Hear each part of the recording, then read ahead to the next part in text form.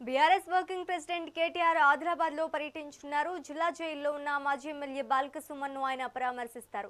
Ketanpalli municipal ఎన్నికల్లో భాగంగా ఈ నెల 15న మంత్రి వివేక్ క్యాన్వోపై దాడి జరిగింది. ఈ అలర్ల కేసులో బీఆర్ఎస్ నేతలను పోలీసులు అదుపులోకి తీసుకున్నారు. మాజీ ఎమ్మెల్యే బాల్క సుమన్ తో పాటు మరో ముగ్గురిని పోలీసులు అరెస్ట్ చేసి రిమాండ్ కు పంపించారు. ఇక ఈ వ్యవహారంలో మహిళా కానిస్టేబుల్ ను నెట్టివేశారనే ఆరోపణల నేపథ్యంలో A12 గా ఆసిఫాబాద్ ఎమ్మెల్యే కోవ లక్ష్మి, బాల్క సుమన్ సన్నిహితుడు మహేందర్ ను A13 గా చేర్చారు. మహిళా కానిస్టేబుల్ ఇచ్చిన స్టేట్మెంట్ ఆధారంగా వీరిని నిందితులుగా పోలీసులు చేర్చారు. ఇదిలా ఉండగా A10 కుమ్రయ్య, A11 కుర్మ దినేష్ ను సోమవారం పోలీసులు అరెస్ట్ చేసి రిమాండ్ కు తరలించారు. ఈ కేసులో మరికొందరి పాత్రపై కూడా పోలీసులు దర్యాప్తు చేస్తున్నారు. ఈ నేపథ్యంలో కేటీఆర్, బీఆర్ఎస్ ఎమ్మెల్యేలు సుమన్ తో ములాఖత్ కానున్నారు.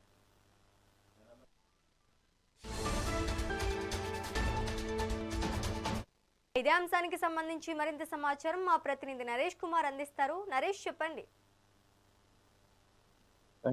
మంచిర్యాల జిల్లా కేతనపల్లిలో ఈ నెల 15న జరిగినటువంటి ఘటన రాజకీయంగా పెను దుమారం రేపుతుంది. మంత్రి వివేక్ వెంకటస్వామి కాన్వాయ్పై దాడి అల్లర్ల నేపథ్యంలో పోలీసులు చర్యలు ముమ్మరం చేశారు. అయితే ఈ కేసులో తాజాగా ఇంతకు ముందు జరిగినటువంటి అల్లర్లకు సంబంధించి బాల్క సుమన్ తో పాటు ఆ 5 వ్యక్తులపై కేసు నమోదు చేసి ముగ్గురిని రిమాండ్కి తరలించారు. మరి ఈ క్రమంలోనే ఇటు కేసుపై మరికొందరిని కూడా చేర్చుతూ తాజాగా ఆసిఫాబాద్ ఎమ్మెల్యే కోవలక్ష్మి A12 గా బాల్క సుమన్ వ్యక్తిగత సహాయకుడు అయినటువంటి మహేందర్ A13 గా పోలీసులు చేర్చారు. అయితే ఘటన సమయంలో విధుల్లో ఉన్నటువంటి మహిళా కానిస్టేబుల్ ను నెట్టివేశారని చెప్పి ఆరోపణలు కోవలక్ష్మిపై ఉన్నాయి. బాధితురాలి స్టేట్మెంట్ ఆధారంగానే పోలీసులు ఈ నిర్ణయం తీసుకున్నారు. అయితే ఇప్పటికే A10 గా కుమ్రయ్యతో పాటు A11 గా ఉన్నటువంటి దినేష్ ను అరెస్ట్ చేసి సోమవారం రోజు రిమాండ్ కూడా తరలించారు. మరి ఈ క్రమంలో మరికొందరు పాత్రపై కూడా పోలీసులు లోతుగా విచారణ జరుపుతున్నారు. ప్రస్తుతం ఆదిలాబాద్ జైల్లో రిమాండ్ లో ఉన్నటువంటి మాజీ ఎమ్మెల్యే బాల్క సుమన్ ను పరామర్శించేందుకు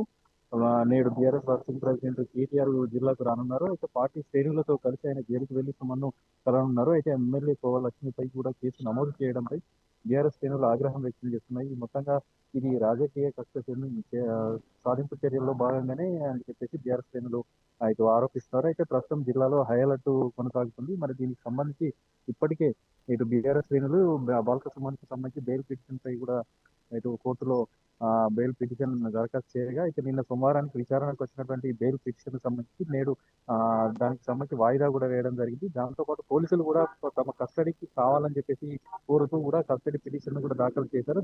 ఈ కస్టడీ పిటిషన్ తో పాటు బెయిల్ పిటిషన్ కూడా నేడు మరోసారి జడ్జి వాయిదా వేసింది. మరి నేడు దీనికి సంబంధించిన నిజమైన తీర్పు రానున్నదని చెప్పేసి ఉత్కంఠ పరిస్థితి కూడా కనిపిస్తా ఉన్నాయి. మొత్తంగా ఈ Kethanapalli municipal chairman, vice chairman ఎన్నికకు సంబంధించి రాజకీయ దుమారం రేగిందని చెప్పవచ్చు. రోజు రోజుకు ఉత్కంఠ పరిస్థితులు నెలకొన్నాయి. అయితే ఈ క్రమంలో ఈ కేసుకు సంబంధించి మంత్రి వివేక్ కాన్వాయ్పై దాడి జరిగినటువంటి ఈ కేసుకు సంబంధించి రోజు రోజుకు ఇటు ఏదైతే దాడికి పాల్పడినటువంటి బీఆర్ఎస్ శ్రేణులను, నాయకులను ఒక్కొక్కరుగా గుర్తిస్తూ పోలీసులు వారిపై విధుల ఆటంకం కలిగించారని చెప్పేసి మంత్రి కాన్వాయ్పై అడ్డుకొని దాడి చేశారని చెప్పేసి కేసులు కూడా నమోదు చేస్తూ ఇటు క్రమంగా నిందితుల సంఖ్య కూడా క్రమంగా పెరుగుతూ వస్తుంది. ఒక్కొక్కరిని గుర్తిస్తూ వారిని క్రమంగా వారిపై కేసులు నమోదు చేస్తున్నట్టుగా తెలుస్తోంది. దీనిపై లోతుగా విచారణ కూడా చేపడుతున్నారు. పూర్తి ఆధారాలతో సహా ఇటు పోలీసులు విచారణ చేపట్టి దానికి సంబంధించి కేసులు కూడా నమోదు చేస్తున్నారు. మొత్తంగా ఈ బాల్క సుమన్ అరెస్ట్ అనేది జిల్లా వ్యాప్తంగా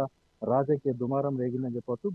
కాగా బాల్క సుమన్ లక్ష్యంగా చేసుకుని ఇబ్బందులకు గురి చేస్తున్నటువంటి వార్తల నేపథ్యంలో కేటీఆర్ పర్యటనలో ప్రాధాన్యత సంతరించుకుందని చెప్పొచ్చు. మంచిర్యాల ఇటు జిల్లా కేతనపల్లి మున్సిపాలిటీ పరిధిలో సంఖ్యాబలం లేకున్నా పీఠం దక్కించుకునేందుకే కాంగ్రెస్ చేయని దౌర్జన్యాలు లేవు అని చెప్పేసి పోలీసులు అధికారుల అండదండలతోటి ఇటు ఈ నెల 16, 17 తేదీలో Kethanapalli municipal chairman, vice chairman ఎన్నిక జరగకుండా వాయిదా వేయించారు. మరి పథకం ప్రకారమే తొలి రోజు వాయిదా జరిగింది. రెండో రోజు కూడా పథకం ప్రకారమే పోలీసులతో పాటు ఇటు అధికారులను కూడా అండదండతోటి అధికారులకు ఆదేశించినటువంటి మంత్రి వివేక్ ఆదేశాలతో ఈ క్రమంలో ఇటు వాయిదా వేస్తూ ఎలాగైనా పీఠం దక్కించుకోవాలని చెప్పేసి ప్రలోభాలకు గురి చేయడమే కాకుండా బీఆర్ఎస్ పార్టీ కౌన్సిలర్కి సంబంధించిన కుటుంబ సభ్యులను కూడా దీనికి సంబంధించి బెదిరింపులకు కూడా పాల్పడుతున్న పరిస్థితి. మరి ఈ క్రమంలోనే బీఆర్ఎస్ పార్టీకి సంబంధించిన ముఖ్య నాయకులు కూడా వారిని భరోసా కల్పిస్తూ పార్టీ అండగా ఉంటుందని చెప్పేసి భరోసా కూడా కల్పిస్తున్నటువంటి పరిస్థితి. మొత్తంగా చూసుకుంటే మరి నేడు జరిగినటువంటి విచారణకు సంబంధించి కోర్టులో బెయిల్ పిటిషన్ తో పాటు కస్టడీ పిటిషన్ సంబంధించి కూడా మరి ఏ విధంగా తీర్పు వెలువరనుందని బీఆర్ఎస్ శ్రేణులు ఇటు ఉత్కంఠగా ఎదురు చూస్తున్నటువంటి పరిస్థితి కనిపిస్తుంది. చేస్తా ఉంది. Right, thank you for the update Naresh.